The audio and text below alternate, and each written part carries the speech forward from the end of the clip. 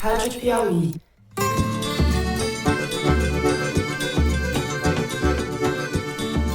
Olá, sejam muito bem-vindos ao Foro de Teresina, o podcast de política da revista Piauí.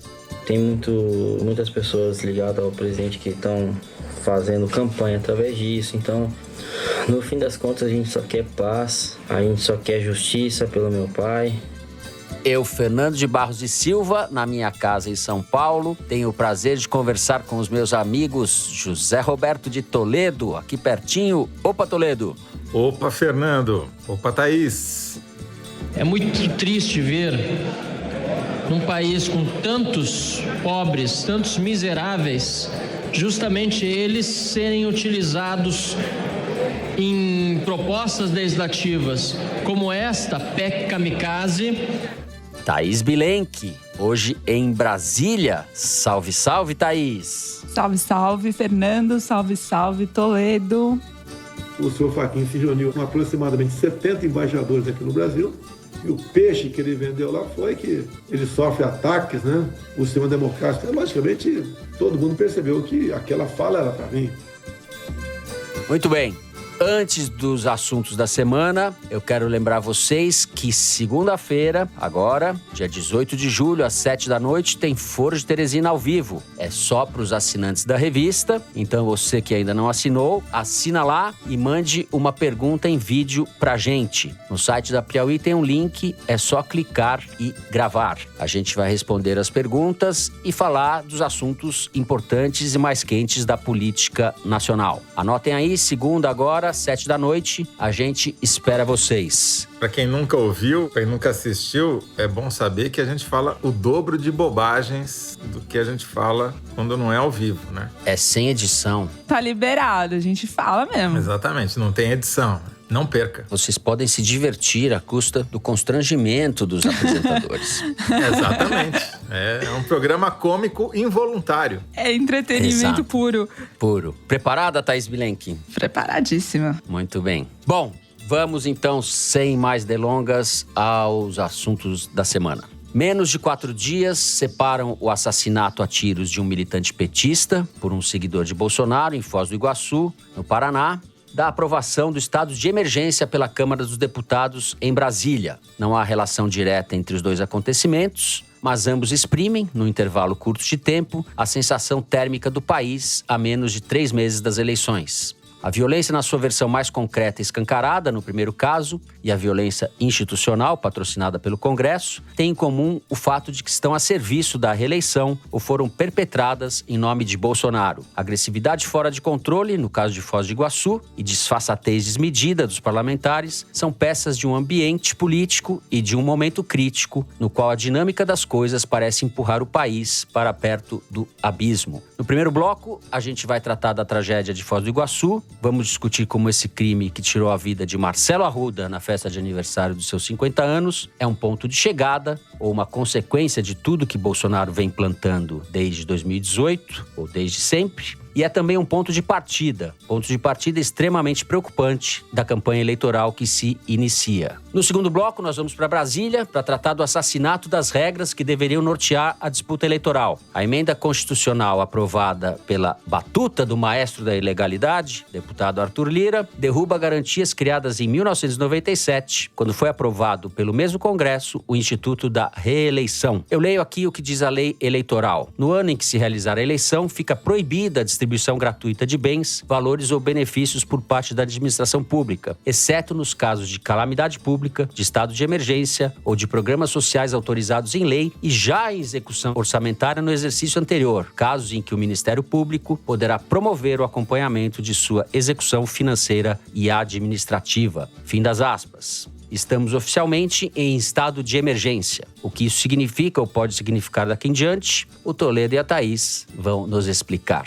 Por fim, no terceiro bloco, para continuar em Brasília e continuar falando de coisas boas e coisas novas, vamos discutir a participação tensa porque indevida, dos militares no processo eleitoral. No fim de junho, segundo reportagem da Folha de São Paulo, as Forças Armadas solicitaram ao Tribunal Superior Eleitoral, por meio de um ofício, uma série de arquivos referentes às eleições de 2014 e 2018. Coisa inédita e sem propósito nenhum, a não ser o de interferir onde não deve e não pode numa democracia digna do nome. É mais um capítulo que se acrescenta às esquisitices que cercam o momento eleitoral brasileiro, em linha com o projeto de descredenciamento do TSE como juiz da eleição e de deslegitimação das urnas eletrônicas como processo seguro de votação. A pauta golpista de Bolsonaro, que é sabida de todos nós. É isso, vem com a gente.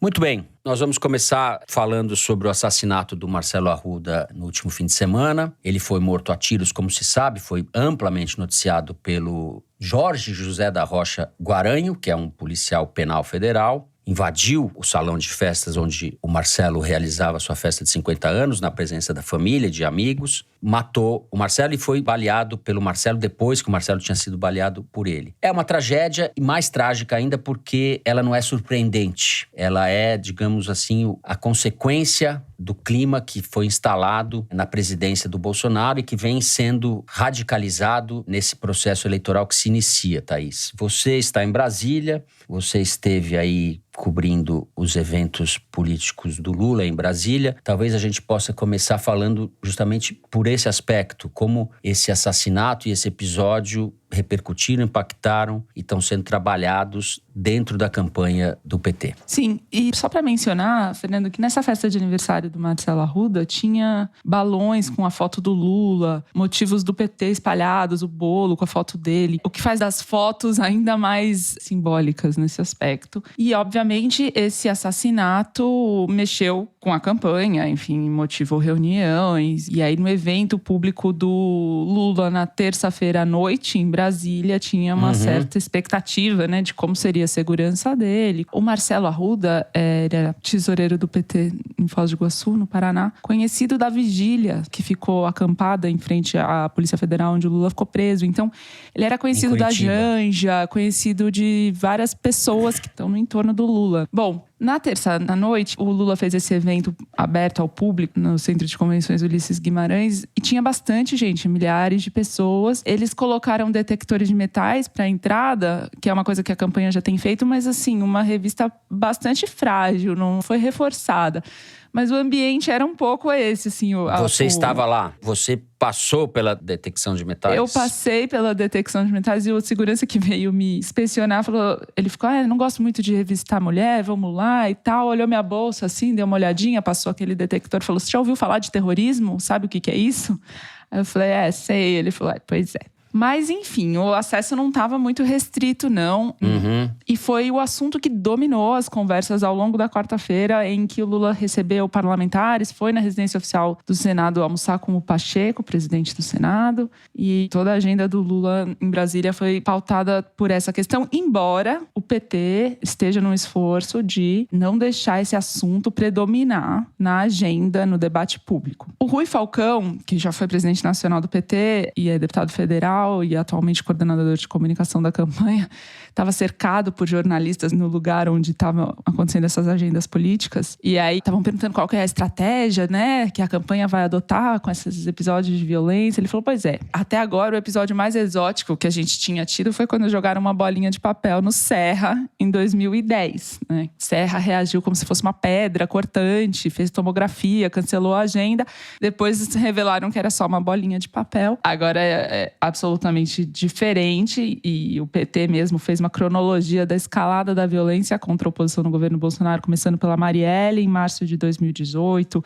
Tiveram aqueles tiros contra um ônibus da caravana do Lula também no interior do Paraná, também no começo de 2018. O Bolsonaro, em setembro de 2018, nas vésperas de ser eleito, dizendo que ia fuzilar a petralhada. Depois o Moa do Catendê, o mestre capoeirista, foi assassinado a facadas em Salvador. E agora, recentemente, né, teve um drone lançando veneno num ato do Lula em Uberlândia. E ainda, só para lembrar, naquele famoso discurso do Bolsonaro há uma semana da eleição, no segundo turno, dizendo que ia mandar os petistas para a ponta da praia, numa referência ao lugar de desova de cadáveres pela ditadura militar. Não quero ser chato, mas teve a facada no Bolsonaro. Setembro também. E teve a facada do Bolsonaro, sim. E agora, mais recentemente, em 3 dias, no começo de julho, registrou-se um tiro na redação da Folha de São Paulo, em São Paulo. Ataque com fezes na janela. Ataque com fezes e ovos no carro do juiz que mandou para a prisão o ex-ministro Milton Ribeiro. E a bomba lançada num ato público do Lula na Cinelândia. E 3 dias depois disso, o assassinato do Marcelo Arruda. Falando com o Gilmar Tato, secretário de comunicação do PT, mais ou menos foi na linha do discurso que o próprio Lula adotou, o discurso público, que é: eles querem nos intimidar, não vão continuar saindo na rua de boné, bandeira, camiseta, vamos fazer comício e vamos ocupar a rua, eles não vão conseguir nos assustar. Mas aí ele faz uma comparação com o que aconteceu na Colômbia, desde que as Farc fizeram um acordo de paz em 2016 e viraram um partido político para disputar a eleição como os demais partidos políticos. E desde 2016, segundo esse partido, 333 membros foram mortos. É uma comparação um pouco pesada do Gilmar Tato. E aí, o que o Sidônio Palmeira falou para os deputados, ele fez uma reunião para orientar os deputados da coligação do Lula, não só do PT. Ele fez uma apresentação a portas fechadas para falar um pouco da campanha e falou: a violência é uma questão, mas a gente não pode perder o foco. O foco tem que ser desemprego, fome, miséria e as necessidades que o povo brasileiro está passando. O que a gente faz é comparar como se vivia nos tempos do Lula como se vive agora, mas não pode perder esse foco. Muito bem.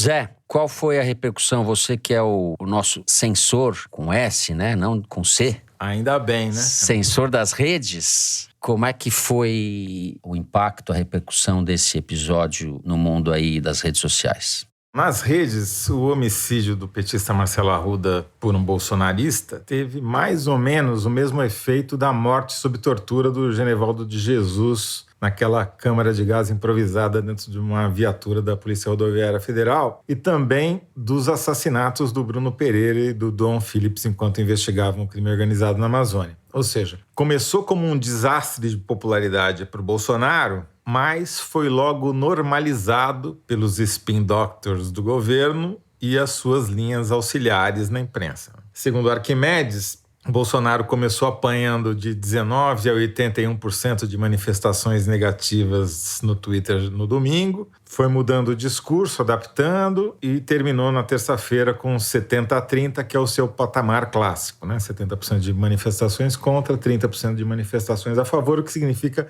que ele conseguiu reagrupar a sua base de apoio nas redes. De que jeito? Usando a mesma tática de sempre, né? Culpando a vítima e tentando transformar um crime premeditado em rixa, em algo banal. Algo que o próprio Mourão, ex-vice-presidente, também fez logo no final de semana. Agora, quando um agente policial grita: aqui é Bolsonaro, num local privado, onde está havendo uma festa para a qual ele não tinha sido convidado, quando esse agente faz ameaças, vai pegar uma arma em outro lugar e volta atirando apenas porque o aniversariante está celebrando o seu petismo, o seu lulismo, o que seja, não dá para categorizar o atentado apenas como violência política genérica. É bem mais grave do que isso. Por quê? Porque não é só uma tentativa de impedir o outro de se manifestar politicamente, não é só uma intimidação violenta, como jogar fezes nos adversários via drone, o que já é fascista. O problema desse caso significa que é exterminar a parte contrária pelo assassinato. É um modo de agir da ditadura, né? O Estado e seus agentes, que o cara era um policial penal federal, né? São usados pelo grupo no poder para metralhar a oposição. Não é política, é guerra. E a guerra é a negação da política. Depois que o bolsonarismo saltou da intransigência verbal para o extermínio, depois que ele cruzou essa fronteira, essa linha, os conceitos de violência política e de polarização não ajudam a entender o que está acontecendo no Brasil, na minha opinião. Porque a polarização e a tal violência política sugerem uma equivalência de poder entre os polos. E não é isso que existe hoje, né? O que há é a monopolização de poder, do poder armado pelo bolsonarismo e do poder orçamentário pelo arenão do Arthur Lira. Um tem a polícia, a milícia e o fantasma de uma intervenção militar, e o outro tomou a chave do cofre para distribuir dinheiro que devia ser público para perpetuar a ele e os seus aliados no poder. Quer dizer, nenhum dos dois admite concorrência. Ou você entra na linha, obedece e se cala, ou eles acabam contigo despejando um caminhão de dinheiro no seu reduto eleitoral ou uma rajada de balas. Quer dizer, por isso que nós não estamos vivenciando uma eleição como as outras 8 eleições presidenciais da redemocratização. Não é normal. E a cobertura jornalística não pode normalizar o anormal. Porque o que está em jogo não é se esse ou aquele vai se eleger. O que está em jogo é o próprio jogo. É a existência de uma democracia na qual a oposição é tratada como adversário. Exato. Não é aniquilada como inimigo. É disso que se trata. E Exato. isso, o Bolsonaro não precisa apertar o gatilho.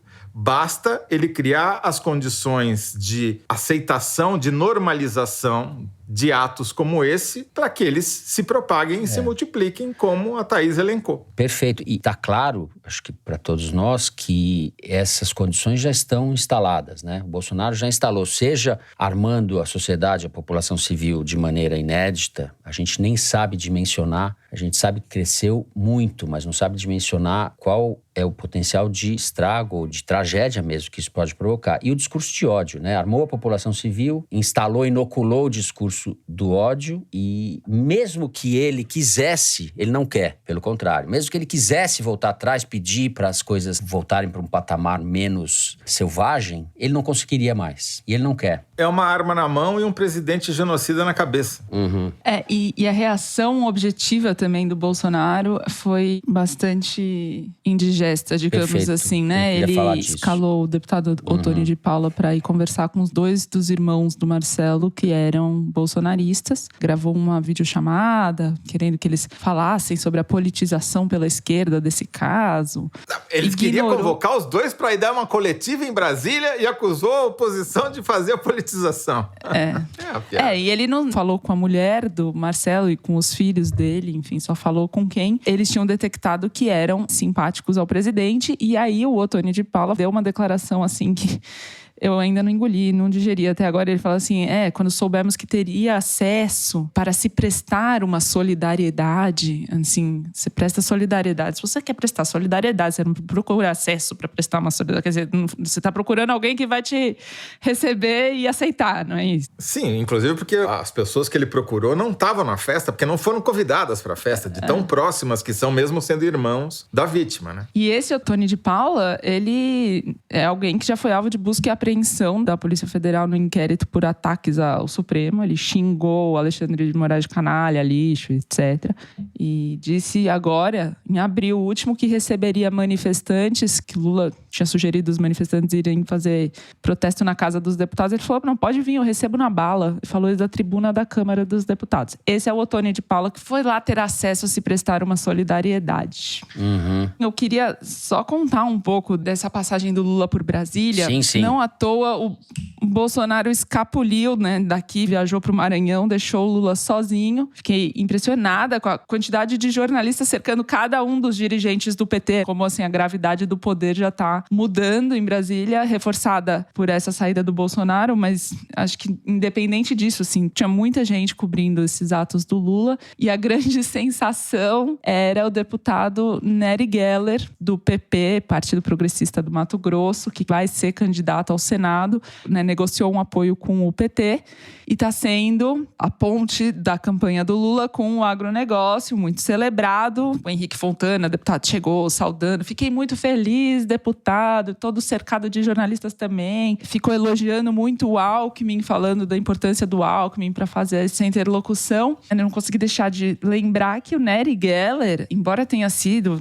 próximo dos governos petistas, foi agora em 2021 o relator de um projeto apelidado de a mãe de todas as boiadas, porque afrouxa, em alguns casos até extingue o licenciamento ambiental. Quando foi aprovado, foi um quiprocó, mas agora ele é um celebrado lulista. Que beleza, hein? Então, nesse cenário que não tem nada de normal, a estratégia que sobra para a oposição já que os adversários têm o monopólio da violência e do orçamento, é unir forças e transformar a eleição em plebiscito. Porque, claro, não vai fazer isso formalmente porque a oposição não tem força para tanto, mas pode fazer simbolicamente, ou seja, a oposição tem que transformar a maneira de o eleitor decidir o seu voto. Porque no plebiscito, antes de escolher um candidato que seja da sua preferência para ocupar a cadeira presidencial, o eleitor decide primeiro substituir o governante mal avaliado que quer se perpetuar no poder. Essa é a prioridade dele, sacar fora o caquistocrata candidato a ditador. A opção para quem vai suceder esse ditador de saída fica para depois, fica condicionada à primeira decisão, que é de tirar o cara do poder. Por conta disso, o sucessor não vai ser o mais bonito, não vai ser o mais limpo, nem sequer vai ser o que tem as melhores propostas. O eleito numa eleição plebiscitária é quem consegue montar a maior frente, quem consegue se unir aos adversários, quem consegue dividir o poder para somar apoios. Ou seja, dividir para somar, nessa ordem. Até com o rapaz da boiada. Ou seja, é o melhor político, com todos os defeitos que isso implica. Sem política é a guerra. É exatamente o que está acontecendo, né? Bom, já estamos com o nosso tempo um pouco estourado aqui, por falar em estouro da boiada. Eu gostei disso que você falou, Thaís, desse detalhe aí. A gente vai encerrar o primeiro bloco do programa por aqui. No próximo, vamos continuar falando de política, eleição. A gente vai tratar da emenda constitucional que foi aprovada pela Câmara, ampliando os benefícios sociais em época eleitoral. A gente já volta.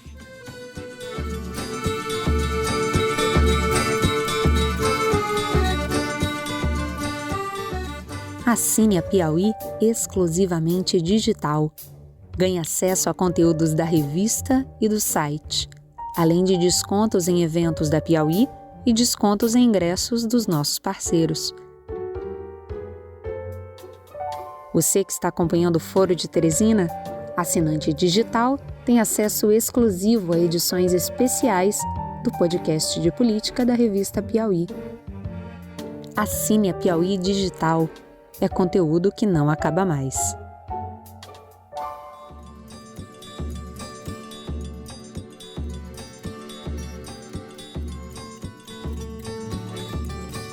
Muito bem. Nessa semana, o Congresso, a Câmara dos Deputados, porque o Senado já havia aprovado, a Câmara dos Deputados foi na mesma linha e aprovou a emenda constitucional que amplia os benefícios sociais, o Auxílio Brasil, que passa de 400 para 600, o voucher caminhoneiro, dobra o valor do Vale Gás, entre outras medidas, driblando, assim, a lei eleitoral e espancando a decência, né? Espancando as regras do processo político-eleitoral de maneira inédita. A gente está diante de um quadro realmente excepcional em tudo, excepcional no que tem de mais terrível essa palavra. Thaís, você está em Brasília, você conversou com muita gente, talvez você possa contar um pouco como essa aprovação se deu e falar um pouco deste grande brasileiro, Arthur Lira. Pois é, o fato de ter sido aprovado no último dia útil, digamos assim, antes do recesso parlamentar, foi um recado muito claro do Centrão de que, assim, paguem direito, porque senão tem que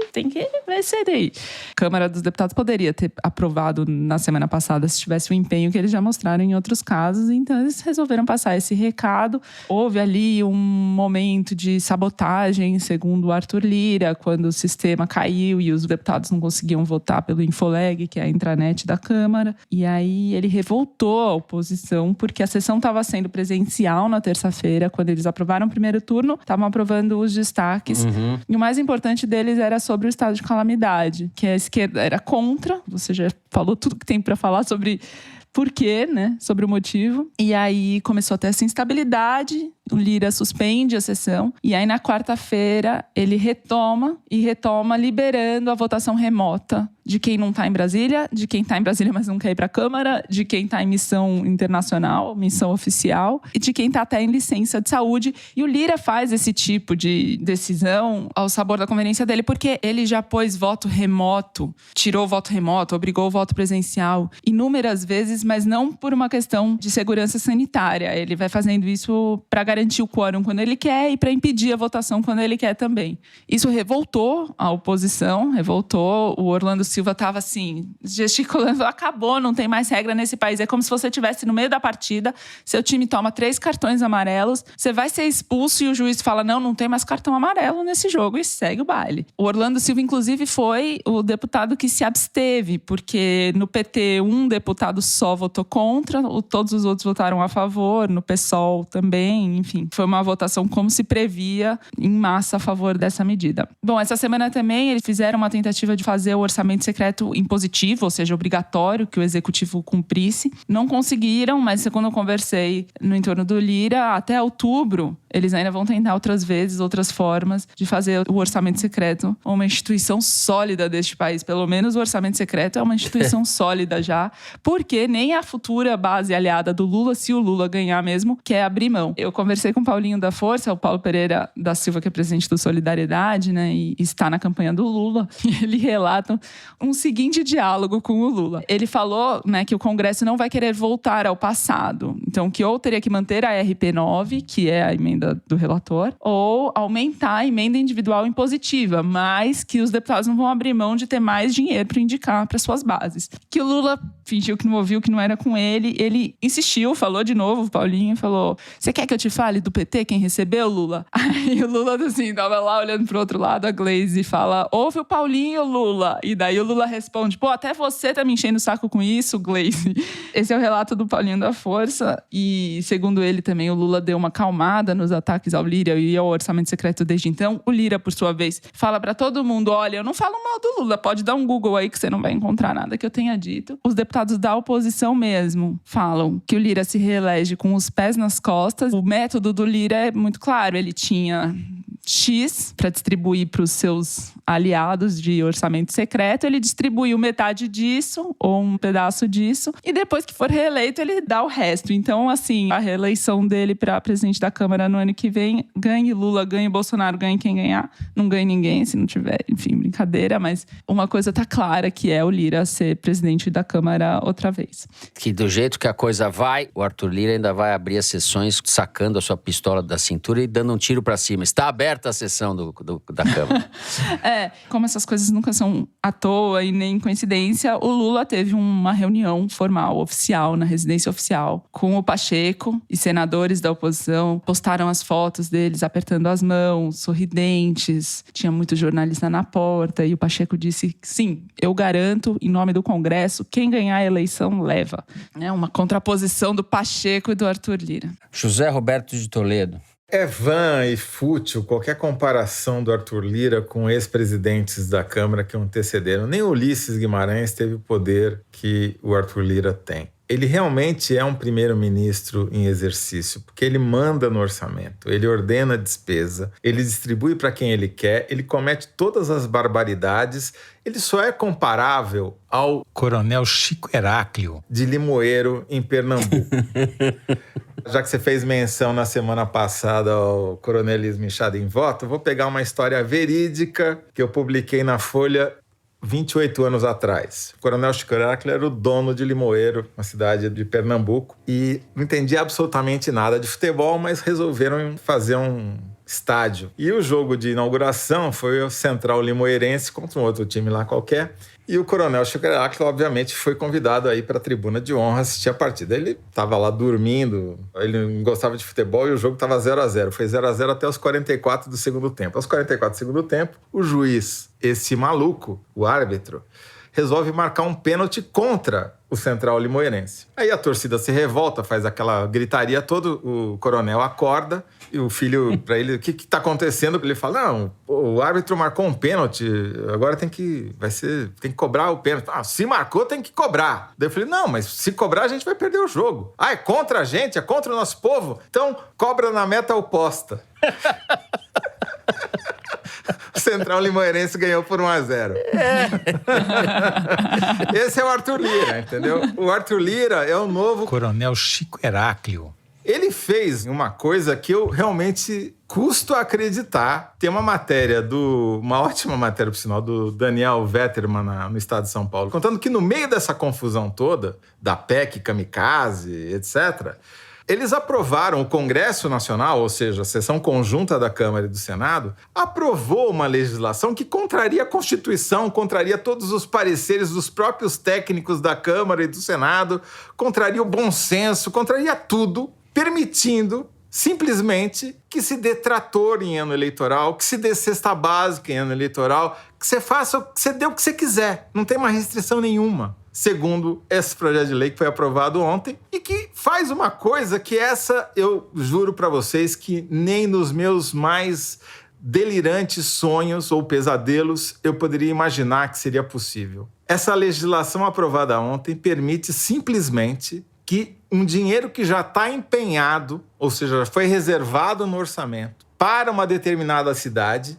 seja transferido para outra cidade. O dinheiro já está empenhado, mas ele vai transferir para quê? Para chantagear o prefeito. Ou seja, se o prefeito que recebeu aquela grana, ou que está com a grana empenhada já para fazer uma obra, não entregar os votos que o deputado quiser, ele vai perder o dinheiro que já está empenhado. Já tem contrato, já tem empresa contratada. É inimaginável. Os caras, aquilo ali é muito mais zoneado do que a zona.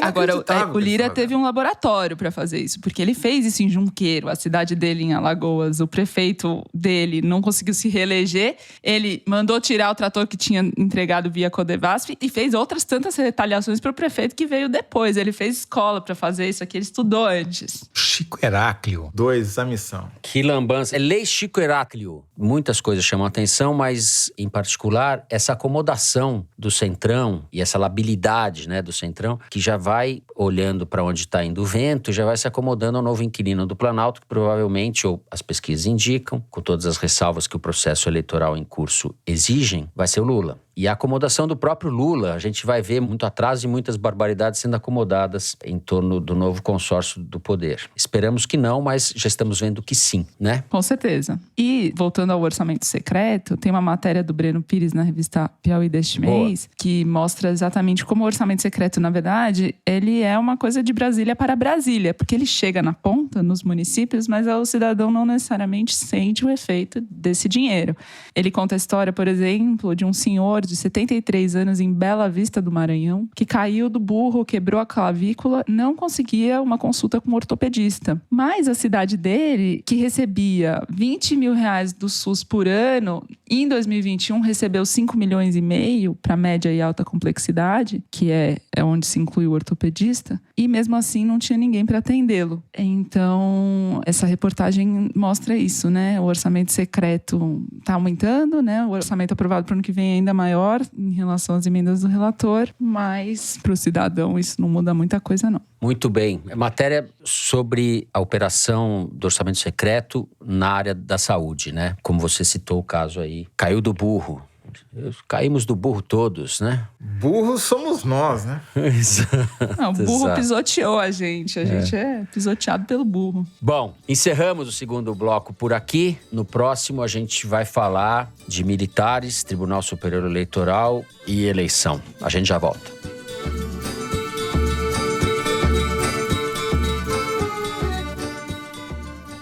Olá, ouvintes do Foro de Teresina. Eu sou Giovana Girardi e queria fazer um convite especial para vocês.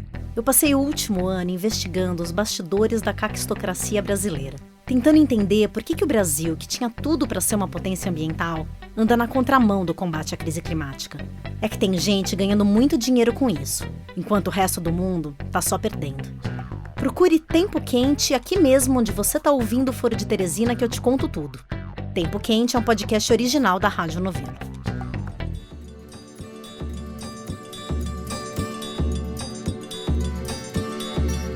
Muito bem.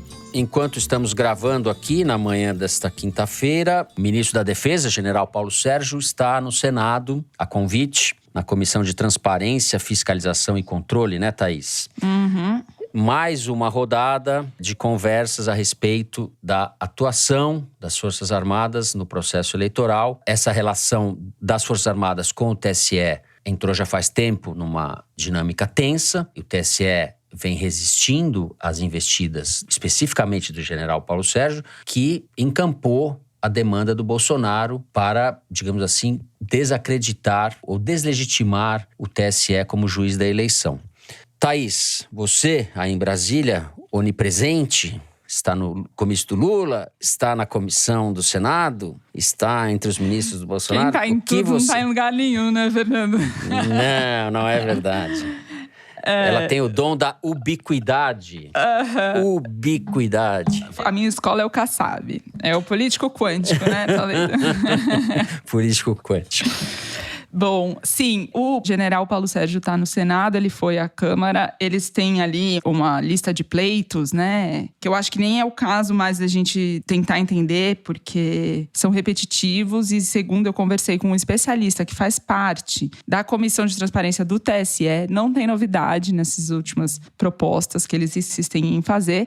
O general Paulo Sérgio foi a convite do senador Eduardo Girão, do Podemos do Ceará. Ele se diz independente, mas é muito mais bolsonarista do que isso. Enfim, não se espera grandes esclarecimentos dessa audiência, mas o fato é que eles estão nessa campanha das Forças Armadas, que me lembram muito o que o historiador Carlos Fico fala sobre a estratégia do medo, né? De ficar colocando, anunciando e, enfim, trazendo suspeitas, enfim, mas esse acadêmico da Comissão de Transparência do TSE pediu para eu não identificá-lo, porque senão ele teria que dar explicações para o TSE, mas o que ele diz é que as medidas para ampliar a segurança do pleito, o TSE já tinha elaborado para garantir. O que tem de novidade mesmo é o que o Fachin decidiu fazer um mês atrás, de abrir a possibilidade de as universidades também serem observadoras da eleição e fazer recontagem de votos. As Forças Armadas tinham pleiteado essa possibilidade, foi dada, e aí agora ele abriu um edital para as universidades também se escalarem para serem observadoras. Até agora a USP, a Unicamp e a Federal de Pernambuco se escalaram, mas o TSE está querendo talvez até prorrogar o prazo, porque tem um problema também de comunicação, né, da presidência do TSE, do Fachin. Nem as universidades ficaram sabendo desse edital para elas serem fiscalizadoras. E aí, qual que é a importância disso? É que tem a contagem oficial do TSE, as Forças Armadas querem fazer sua recontagem e agora vai ter a recontagem das universidades também. O que o especialista me diz é, as Forças Armadas têm gente para fazer essa recontagem em todo o território, mas as universidades, elas têm como confirmar estatisticamente a contagem de votos do TSE, o que é importante, que pode servir como uma, aspas, contraprova para a recontagem das Forças Armadas. Zé. Então, Fernando, o ministro da Defesa trocou a farda pelo terno, mas não tirou o coturno, né? Desde que ele trocou o comando da tropa, que ele era comandante do Exército, pelo comando das gavetas da sua escrivaninha, ele parece que está perseguindo o status perdido, se arvorando a porta-voz do golpe. Como aquele bolsonarista que invadiu a festa sem ser convidado, o general Paulo Sérgio quer dar às Forças Armadas funções que não lhe competem. Não está escrito em lugar nenhum que cabe às Forças Armadas fazer algo além do que transportar a urna durante uma eleição. Não tem que fazer conta, não tem que fazer fiscalização, não tem que fazer porcaria nenhuma. Numa vai democracia, pintar sarjeta. Para isso que serve. Não tem, não pode, né? Não pode. Porque só interessa ao Bolsonaro e a um ministro dele ficar defendendo os interesses do chefe. É puxa-saquismo, né? Nada além disso. Agora, o roteiro desse golpe me parece ser o seguinte. Primeiro, nós vamos tentar evitar que haja eleição. Então, nós vamos convocar gente do TSE, pedir arquivo, inspecionar a urna para tentar dizer que não dá para fazer eleição porque a urna não é confiável. Se tiver eleição, nós vamos melar o resultado, porque nós vamos fazer uma contagem paralela que não vai bater com o oficial. E aí vai levantar suspeitas sobre o resultado. Daí, como é que você vai aceitar o resultado que não bate? Esse parece ser o roteiro, né? E eles estão fazendo isso à luz do dia. Tá que nem o Arthur Lira, perderam a vergonha, né? Não tem dúvida de que essa é a ideia. O único jeito de você se contrapor a isso é ter uma vantagem tão grande no primeiro turno, por uma margem tão larga, por uma diferença tão vexaminosa, que eles se sintam constrangidos a querer fraudar o resultado da eleição. Caso contrário, pode esperar que vai ter golpe.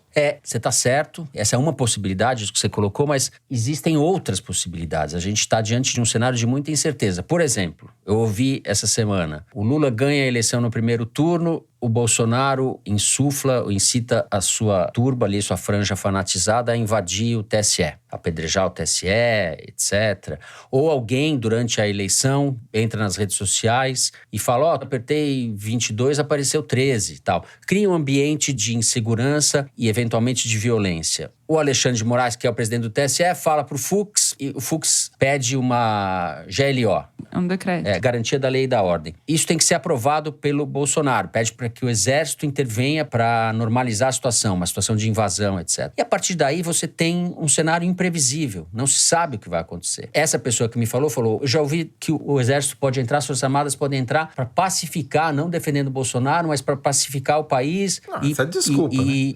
Desculpa, tem que chamar claro, a polícia, você não tem que chamar o Exército. Mas a polícia também pode estar comprometida. A polícia é um fio desencapado nesse momento. A Polícia Militar do Distrito Federal, eu lembro do programa que você falou isso, Toledo, há bastante tempo já, inclusive. Ela foi uma das mais beneficiadas pelo governo Bolsonaro. Sem dúvida, sem dúvida. Mas a polícia, pelo menos, tem a atribuição de cuidar de problemas de polícia. Eu só estou levantando uma hipótese aqui. Esse é um cenário de descarrilhamento, entre outros muitos possíveis que estão colocados. Você colocou aí um deles. Eles se complementam. Esse cenário que você pintou, exato. Ele complementa a perfeição. E as forças de segurança, no caso, as Forças Armadas e as polícias, não se sabe até que ponto elas estão comprometidas com o processo democrático. A sensação de que isso pode desandar de maneira muito ruim é grande. Quarta-feira, eu vendo um debate da revista Rosa sobre a questão dos militares, com o historiador Carlos Fico, a que a Thaís se referiu, com o Celso Castro, que também é um estudioso, historiador e antropólogo, estudioso dos militares, e o Christian Lynch. O Celso Fico dizia, a Thaís até que já falou isso, que vê um risco maior de sabotagem do processo eleitoral nas polícias do que nas próprias Forças Armadas. E daí, digo eu, uma parte significativa dos militares da ativa acham que o Bolsonaro é um idiota. Acham mesmo isso. Não esses que estão no poder, nem o Paulo Sérgio. Como é uma instituição muito fechada, muito endógena, a gente não sabe mensurar exatamente qual é a correlação de forças lá dentro. Desculpa divergir do Fico, mas o Exército é para ficar no quartel. Não é pra sair não, ele não está divergindo do Fico, está divergindo de mim, no caso, mas concordamos todos. Entendeu? O erro principal, primeiro, foi ter chamado os caras para dar palpite onde eles não deviam. Ter tirado eles de pintar a guia e sarjeta e fazer parada no 7 de setembro. Agora, quando você atribui a eles qualquer responsabilidade para manter a ordem, ferrou. Por isso, voltamos ao ponto que você tratou no começo do programa. O que está em jogo não é quem vai ganhar ou quem vai perder, é o próprio jogo. E a imprensa, muitas vezes, dá a impressão de que não está dando a devida importância ou centralidade a isso. Thaís Bilenque, além desses aspectos que a gente tratou, tem a questão do vil metal, né? Dos benefícios, do prestígio social e dos benefícios materiais que os militares que estão acomodados ou que foram chamados para perto do poder ou para dentro do poder gozam desse benefício e não querem largar esse osso, certo? Certo. O Toledo falou em puxa-saquismo, mas tem também outras motivações. A Controladoria Geral da União, a CGU, fez uma auditoria interna e divulgou extraoficialmente para a imprensa, não quis fazer disso um documento, porque a CGU pertence ao governo Bolsonaro. E nessa auditoria constatou irregularidades nos pagamentos e nos cargos ocupados por pelo menos 2.300 militares. É uma conta conservadora, baseada nos dados de dezembro de 2021, conservadora porque cautelosa, pegou os casos mais explícitos e não aqueles um pouco mais ambíguos, de ganhos acima do teto constitucional, salários dobrados, acúmulo de função, exercício maior do que o tempo permitido por lei. Só em dezembro de 2021, essas irregularidades custaram aos cofres públicos 5 milhões de reais. E aí, eu fui me debruçar um pouco e percebi que o exemplo vem de cima. Então, a gente falou do general Paulo Sérgio. O número 2 dele, o secretário-geral do Ministério da Defesa, se chama General Sérgio José Pereira. Ele é braço direito, na verdade, do Braga Neto, que virou o coordenador da campanha do Bolsonaro, vai ser oficializado o candidato a vice. Ele foi número 2 dele, do Braga Neto, no Comando Militar do Leste, foi número 2 do Braga Neto na Intervenção Federal da Segurança Pública do Rio, foi número 2 do Braga Neto na Casa Civil e foi número 2 do Braga Neto no Ministério da Defesa, e é uma herança que o Braga Neto deixou para o Paulo Sérgio no Ministério da Defesa, ele continua lá. Bom, esse general Sérgio José Pereira, ele recebeu em dezembro de 2021, quando essas contas da CGU foram feitas, recebeu mais de 47 mil reais, sendo que o teto é 39 mil reais, porque ele acumula aposentadoria como militar, salário no ministério, jetons da Casa da Moeda. Ele ocupa um imóvel funcional e é o exemplo, claro, de como a austeridade não é o forte dos militares, embora eles digam diferente. Ele foi à Turquia e voltou no começo da semana passada, no início de julho, para passar uma semana participando de um encontro da indústria da defesa dos dois países. Essa viagem custou R$53 mil. Cada perna da passagem custou R$21 mil. Pelo que eu vi na Latam, você consegue ir à Turquia no fim do mês por R$5 mil a R$9 mil por trecho. Ou seja, algo me diz que ele não foi de econômica. E tá tudo bem, porque o Bolsonaro liberou que ministros...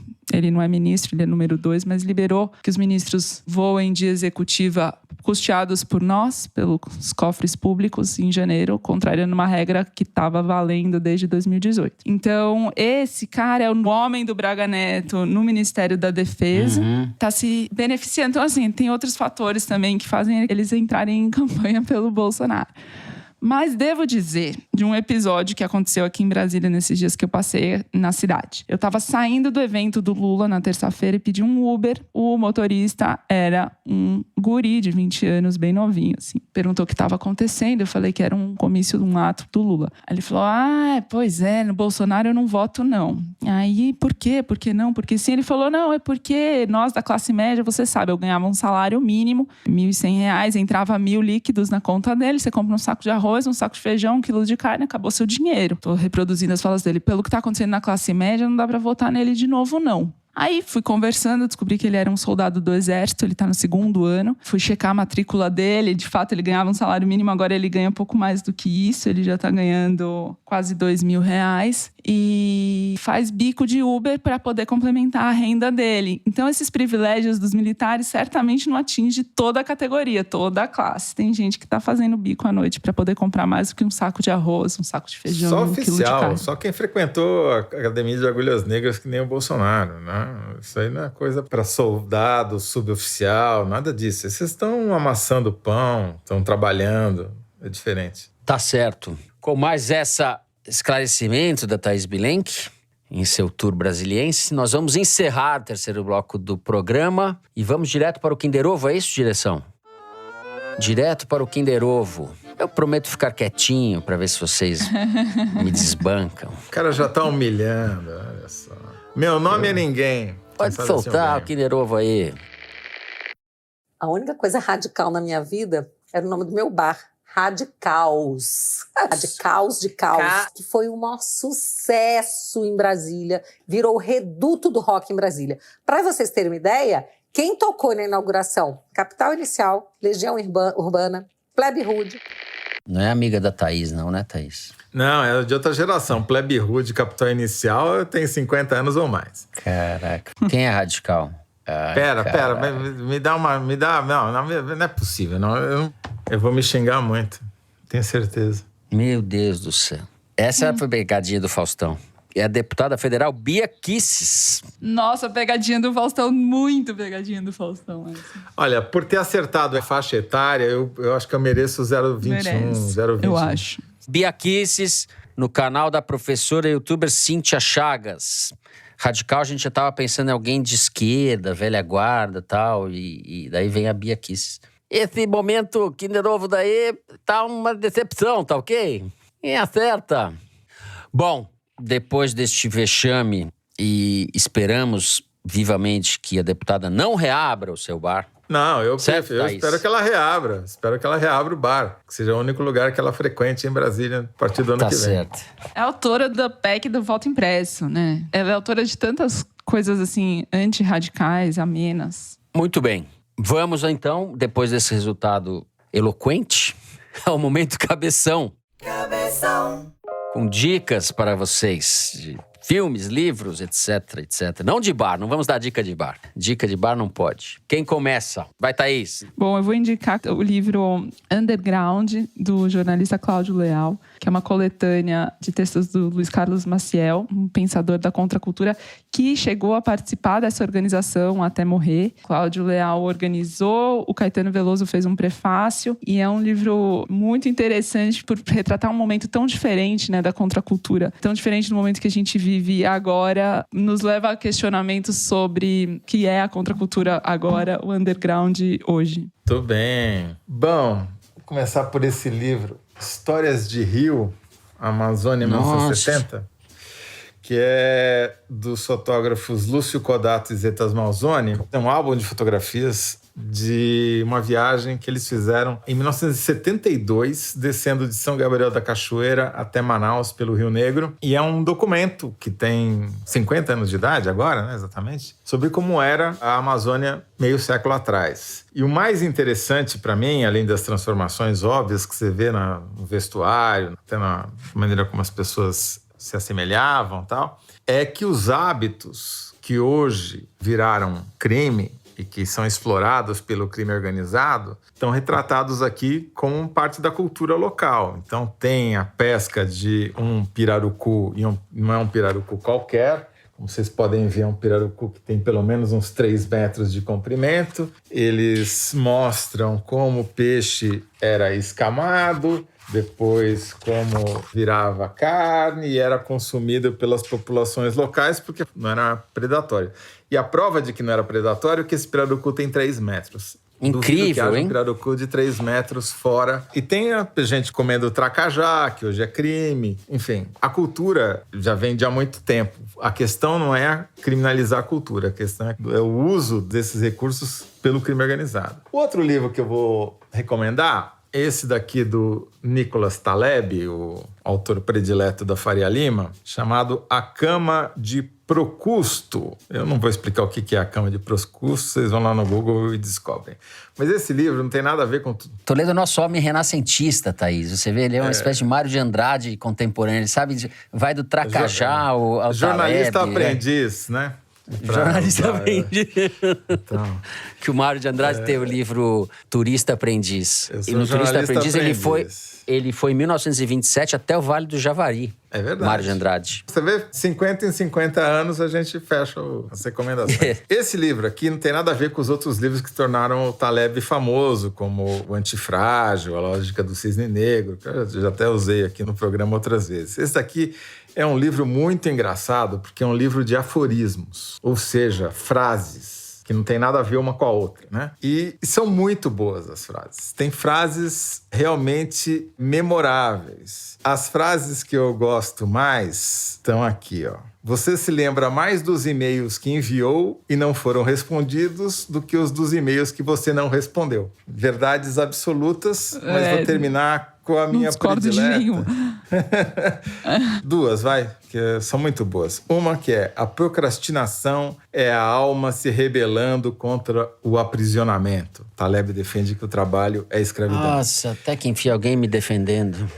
Taleb me defendendo. Eu me identifiquei muito aqui, mas tem uma aqui, Fernando, que é a definição do jornalismo, que é sensacional. É mais ou menos o seguinte: sábio é aquele que demonstra saber menos do que sabe. Jornalista é o oposto. Jornalista é o oposto.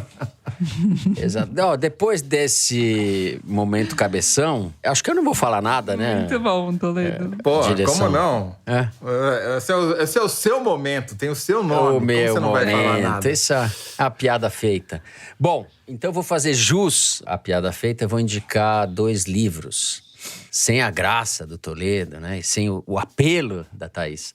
Vou indicar 2 livros. O primeiro, do psicanalista e ensaísta Thales Absaber, que saiu pela editora Edra e se chama O Soldado Antropofágico. E o subtítulo é Escravidão e Não Pensamento no Brasil. Thales Absaber parte de um livro de memórias, um relato de viagens de um soldado mercenário alemão que circulou pelo Rio de Janeiro entre 1824 e 1826, logo depois da independência. Ele parte desse relato para refletir sobre o que o ensaísta Francisco Bosco, que faz o prefácio do livro, chama de alienação monumental. E eu leio um pedacinho. Alienação monumental, que é o esforço minucioso de reconstituição da trama colonial e imperial, chegando à era republicana, a fim de trazer à tona os modos por meio dos quais o fundamento de todo o ecossistema da vida brasileira, ou seja, a escravidão, pôde não ser pensado. E daí vai. E a minha segunda indicação é um romance tão extraordinário quanto mal-humorado, já que coube a minha parte mais séria e chata desse momento cabeção. O romance se chama Derrubar Árvores, do escritor austríaco Thomas Bernhard.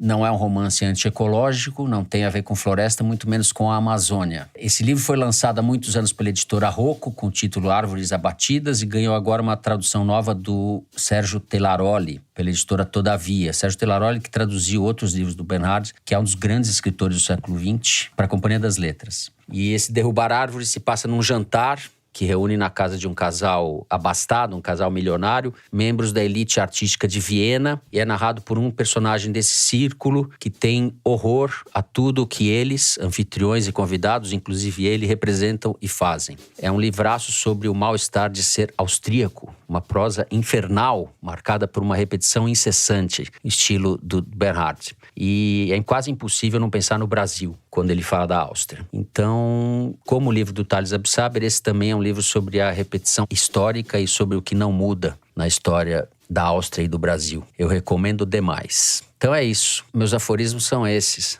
Bom, depois deste momento cabeção, vamos direto para o Correio Elegante. A melhor parte do programa, porque são vocês que fazem essa parte. Nós vamos começar estragando essa parte. Vamos estragar um pouco o Correio Elegante. Exato. Nós vamos começar o Correio Elegante comentando algumas críticas que recebemos, alguns comentários que recebemos em relação ao programa da semana passada. Todos os 3. Começando pelo Toledo. No programa passado, recebi muitas críticas porque caracterizei os 2 auto-intitulados educadores colombianos que foram causar constrangimento na sede da FUNAI, lá no Vale do Javari, como amedrontadores, e do jeito que eu me expressei muito mal, deu a impressão de que eles eram amedrontadores por um deles ser tatuado e pelo outro usar boné. Obviamente não é isso, né? Minha descrição foi tão ruim que gerou essa compreensão. Parecia isso mesmo, quando obviamente não era disso que se trata. Cada um usa a tatuagem que quiser, o boné que quiser, isso não tem nada a ver com a sua profissão. Inclusive, Toledo, é uma pena que o programa seja só em áudio, porque o Toledo podia mostrar, né, Thaís? A tatuagem ele tem no braço esquerdo, uma tatuagem cobrindo do pulso ao ombro. Exatamente. E a tatuagem na coxa também, na panturrilha. Tem uma no podia tórax. Mostrar todas elas. Infelizmente só temos áudio, né? Só o Neymar é mais tatuado que você, Toledo. Só mas, o Neymar. Enfim, quero pedir desculpas aos tatuados. Não foi a minha intenção, mas eu reconheço que eu falei uma enorme bobagem. E também preciso pedir desculpas de novo aos colombianos, porque ninguém reclamou, mas pode ter parecido que os caras eram amedrontadores porque eram colombianos, mas não é o caso. Mas, enfim, mudando de desaforo, o deputado estadual, presidente da Assembleia Legislativa do Rio de Janeiro, André Siciliano, me mandou uma mensagem reclamando da maneira pela qual eu chamei, com sotaque italiano, o seu sobrenome no programa passado. Diz ele como se eu estivesse associando a máfia. Obviamente não foi essa a intenção, e deixo aqui as minhas desculpas aos familiares do deputado siciliano, porque eles não têm nada a ver com isso, né? E ele disse: você atingiu a minha família. Bom, a respeito desse capítulo do programa anterior, eu também recebi uma mensagem do candidato Marcelo Freixo, reiterando que o acordo com o PT não incluía, o acordo deixava explícito, o acordo que o PSB fez com o PT, pelo qual ele, Freixo, é apoiado pelo PT e pelo Lula no Rio de Janeiro, na sua candidatura ao governo, tinha como contrapartida que o PSB não lançaria senador e que, portanto, quando o Molon alega isso, ele não está falando as coisas certas. Então eu vou deixar independentemente do que eu acho desse acordo, do que eu já falei, deixar registrado esse ponto que o Marcelo Freixo, ouvinte do programa, fez chegar a nós. Eu ouvi forças do PT essa semana reiterando essa posição do Freixo também. Então, deixo registrado.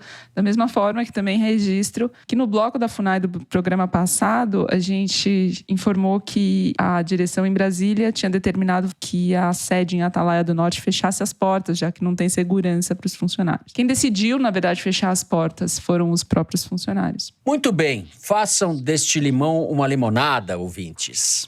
E tem cartinha agora, tem parte boa também, Correio Elegante. Posso ir direto, direção? Feitos esses reparos e com a expectativa de que o Toledo, no programa de segunda-feira ao vivo, vai exibir o seu braço tatuado, eu começo então com o e-mail da Chay Rodrigues. No próximo sábado eu virei o foro durante a faxina mais importante da minha vida. A primeira no meu novo apartamento, comprado com o trabalho de produtora cultural em São Paulo. Acho que sou a última geração a conseguir financiar uma casa trabalhando com arte e cultura nesse país. E aproveito para pedir um salve especial para os moradores do condomínio Portal Barra Funda e pedir que os Tereziners se apresentem no grupo de moradores, porque eu tenho certeza que vocês existem no meu prédio a julgar pelos stickers comunistas nas varandas. Um beijo a todos do foro, o ano está sendo horrível, mas estamos juntos. Muito bem, Chay, novo apartamento. Bem-vinda ao novo apartamento. Praticamente nossa vizinha. Eu estudei na Barra Funda há muitos anos, lá no Conselheiro Antônio Prado, ali na Vitorino Camilo. Um abraço a todos os moradores. Esse é um bairro subversivo. Bairro de subversivo. Outro ponto em comum com o Mário de Andrade, tá vendo? Tá certo, verdade. Eu vou ler o e-mail do Roy Bento. Era outubro de 2021, quando meu amigo Fernando, não esse, opa, Fernando, me recebeu em sua casa. A ideia era simples: 2 meses de hospedagem amigável, contribuindo com o aluguel. E os 2 meses viraram 9, até que decidi me mudar para a praia do Preá, no Ceará. 2 semanas se passaram desde que cheguei aqui e mal sei descrever a saudade que tenho de dizer toda sexta um opa, Fernando, personalizado para o meu amigo. Peço então a gentileza desse espaço ainda democrático para declarar o amor que tenho a ele, meu amigo Fernando Siviero, que se esforça para educar o mundo inteiro. A revista Piauí continuará chegando na casa dele, que me habitou com amor e alegria. E daqui do paraíso não fiscal, tenho saudade e amor sincero pelo meu amigo. E ainda mando um abraço literalmente caloroso para Fernando, Toledo e Thaís. Que os próximos tempos sejam menos sombrios, mais calorosos e mais alegres. Seja na redondeza de vocês, seja no nosso grande bairro Brasil. Obrigado de coração. Este é o Roy Bento, é um... também de mudança. Muito bem. Também de mudança. Na Praia do Preá, tudo há de ser caloroso, né? Roy Bento. Opa, Roy Bento, né? Vamos lá. Agora, esse amigão é um amigão mesmo, né? Porque o cara chega lá para 2 semanas, fica 9 meses, realmente é amigão. Já fiz isso muitas vezes, como inquilino, não como... Enfim. Bom, tem aqui um e-mail do Rodrigo Farina. Sou ouvinte e devoto do foro desde o episódio 2. Assinante da Piauí desde 2016. E tenho 2 problemas para resolvermos juntos. Primeiro, acho chique quem tem pais anti-Bolsonaro. Eu tenho pais bolsonaristas. Meu pai é do tipo que não acredita na Globo, na Folha, em nada porque são todos enviesados. Para contornar, comecei a mandar para ele conteúdos dizendo que são produzidos por amigos meus. Ele tem ouvido e mudado de opinião. E os amigos são vocês. Então, por favor, caso o encontrem na rua, falem que somos amigos. Não me envergonhem, tá? Então, Rodrigo Farina, assim, você, Thaís, você... Coisa mais linda essa mensagem. Como chama Rodrigo Farina? O Rodrigo Farina Sênior. Tamo junto. Tem que dizer que nós somos amigos do filho dele, tá? Problema 2. Apresentei o foro para minha noiva. Ela amou, mas, indisciplinada, perde alguns episódios e agora briga comigo quando os ouço sozinho. Desde então, tenho ouvido na clandestinidade. Nossa. O que é um paralelo com o governo Bolsonaro. Querer jornalismo de verdade te faz quase clandestino. Peçam publicamente pela minha liberação, tá ok? Vocês me devem essa. Parabéns pelo trabalho. Beijão. Ô, noiva do Rodrigo Farina, por favor, libera o Rodrigo aí, né? Não, e ouve todos junto com ele. Ouve junto. O que você tem pra fazer melhor que isso? E ouve com o sogrão também. Põe o sogrão na roda. Pra azeitar sua relação com ele de vez antes do casamento. Vai dar super certo. Tá certo. Bom, é isso, né? O programa foi gordo. Assim, vamos terminando o Foro de Teresina de hoje. Se você gostou, não deixe de seguir a gente e 5 stars no Spotify, não é isso, Mari Faria? 5 stars no Spotify. Segue a gente no Apple Podcast, na Amazon Music, favorita no Deezer e se inscreve no Google Podcast, no Castbox ou no YouTube. Eu tô quase fazendo tudo isso. Assim vocês ficam sabendo das novidades dos episódios especiais das edições extras. O Foro de Teresina é uma produção da Rádio Novelo para a revista Piauí com a coordenação geral da Paula Scarpim. A direção é da Mari Faria, a produção é do Marcos Amoroso. O apoio de produção é da Clara Reustab. A edição é da Cláudia Holanda e do Thiago Picado. A finalização e a mixagem são do João Jabassi, que também é o intérprete da nossa melodia tema, composta por Vânia Salles e Beto Boreno. A Mari Faria também edita os vídeos do Foro Privilegiado, o teaser que vai ao ar pelas redes da Piauí. A nossa coordenação digital é feita pela Juliana Jäger e pela Fecris Vasconcelos. A checagem do programa é do João Felipe Carvalho e a ilustração no site do Fernando Carvalho. O Foro de Teresina foi gravado nas nossas casas e em Brasília. E eu me despeço assim dos meus amigos José Roberto de Toledo. Tchau, Toledo. Tchau não, né? Até segunda-feira, até breve, quando teremos Foro ao Vivo, e não nos deixem sós, por favor. É isso. E Thaís Bilenque já vai estar em São Paulo na segunda-feira, certo, Thaís? E o seguinte, o Foro ao Vivo é com câmera. Então, com câmera, Toledo promete exibir a sua face. Teremos uma surpresa, eu prometo uma surpresa no Foro ao Vivo. Opa, Toledo. É isso, gente. Boa semana a todos. Tchau, tchau.